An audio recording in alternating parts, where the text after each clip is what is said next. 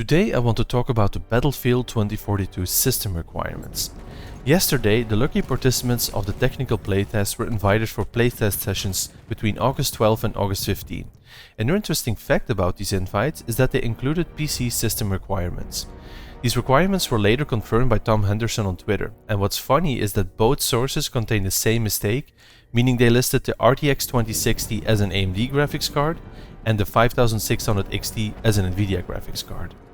Now, looking at these specs, they say a lot, but they also say basically nothing. For example, when DICE speaks about minimum specs or recommended specs, what's the target resolution and what's the target frame rate? So I did some research, and certain websites claim that minimum specs mean 1080p 30 FPS. But I needed to be sure of this, so I contacted an EA representative and simply asked them what their current target resolution and frame rate is when they talked about minimum specs and recommended specs. The technical representative confirmed that minimum specs means 1080p 30 FPS and that recommended specs are 1080p 60 FPS. But he also admitted that he understands that for a first-person shooter game, 30 FPS is not ideal.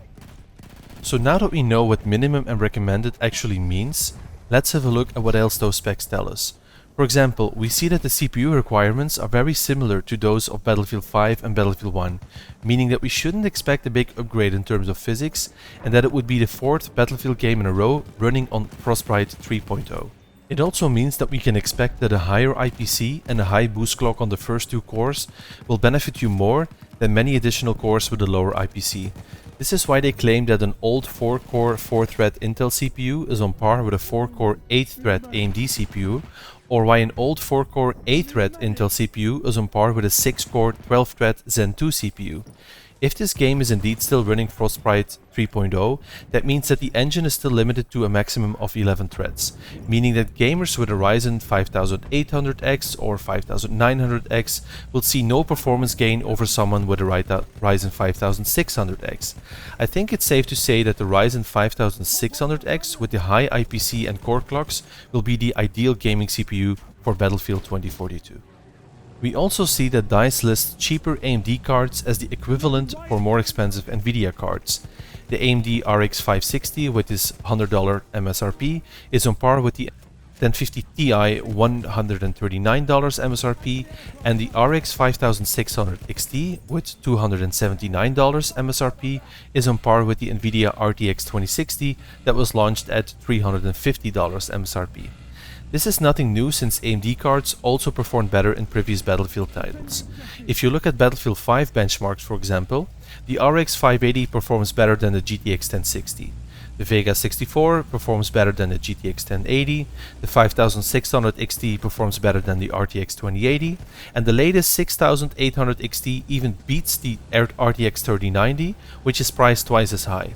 This is also why AMD loves to show Battlefield 5 benchmarks in their GPU launch events. One important thing to remember is that DLSS support has already been confirmed while FSR support has yet to be confirmed, meaning that Nvidia users can simply enable DLSS and enjoy a massive performance boost with hardly any loss in image quality, especially when using the high quality DLSS settings. All of this doesn't really come as a surprise to me.